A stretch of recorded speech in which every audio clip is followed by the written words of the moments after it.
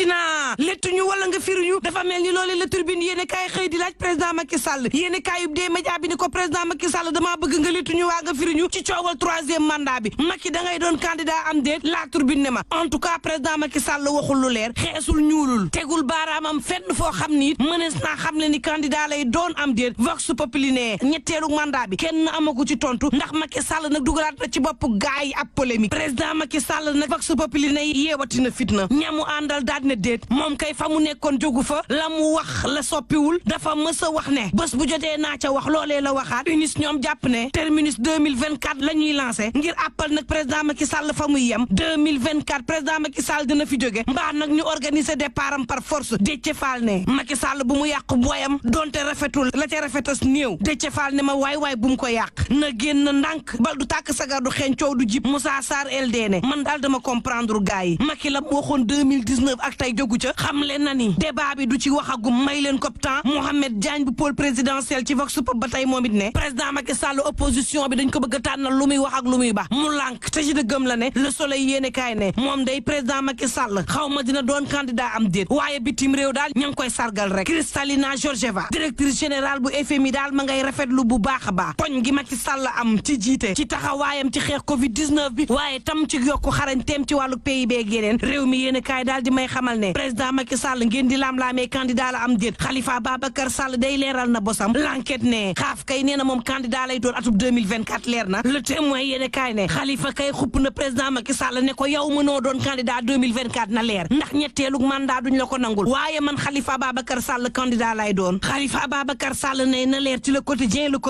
sàkkuwuma benn amnistie pour ñu baal ma déedéet sàkkuwuma ci lenn 24 heures yéene kaay ne ma Khalifa Babacar Sall kay fam ko teg leer na nee na amul benn tribunal boo xam ne taxaw nga ne ko yow Khalifa Babacar Sall doo doon candidat Khalifa ci Enquête Quotidien ne ñun suñuy droit ci boppam lañu caxat-caxatee ba fuwe ko ba ci élection locale yi def fi feeñ Macky Sall nag jël suñuy liste daal di écarté ngir bëgg na yaatal géew bi Benno Bokk Yaakaar critique yéene kaay ne ma élection locale yi ñu ngi ciy soobu campagne électorale bi war a door CFA yi nag war a taw électeurs yi ñu war leen a nax yéene kaay bi ne ma lambu golo daal moo fas yéene am ci réew mi ci fan yi ñu jëm escroquerie politique la ko gaa yi duppee waaye nag ña nga xam ne ña ngi leen di dig ña ko gëm kenn du ñoom ak fi réew mi tollu yéene kaay ne ma baal ña koy gëmit dafa war de ndax metti na ba jéggi dayoo askan wi lu ñu lekk moo leen njëkkata moo tax nag gaa yi du ñu bàyyi lenn direct news ne élection locale yi Abdoulaye Diouf Sarr maire bu Ndakaaru la ci wut waaye nag ndax Benno Bokk Yaakaar ña ngi koy jàppale le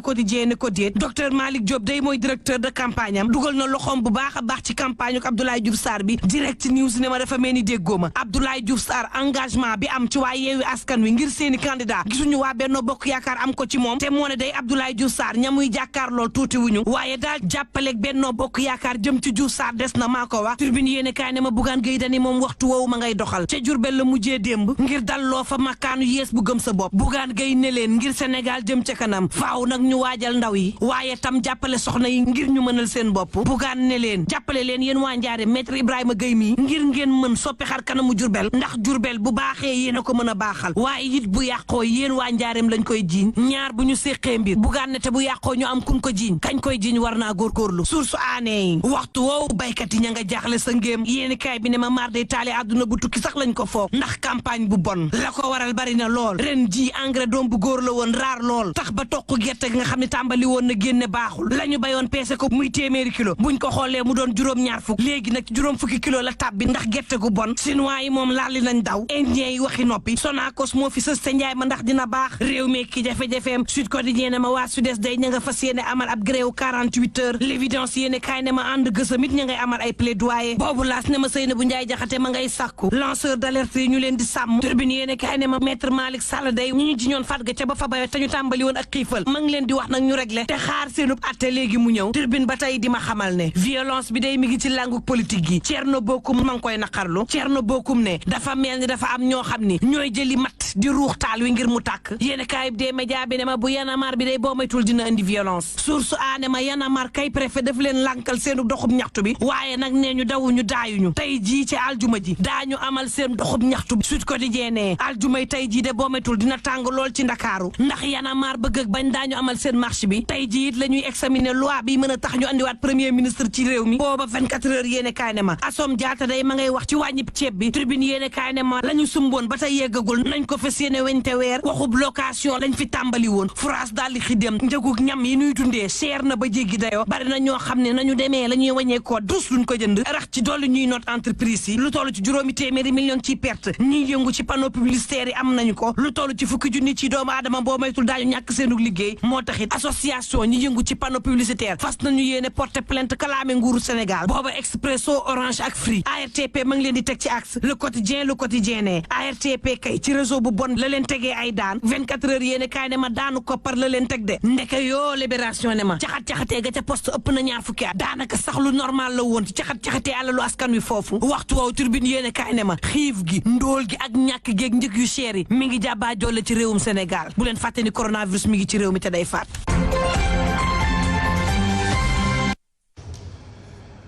mi ngi noonu ñu di ko jaajëfal bu baax a baax ki nga xam ne moo di Mantoulaye Thioub Ndoye ci li fi yéene kaay xëyee Yacine kon ma joxaat la ne ngay xibaar yi buur na. aywa bu baaxee rek ñu wàcc ci tali bi laata ñuy tëj. Voici Trafic News.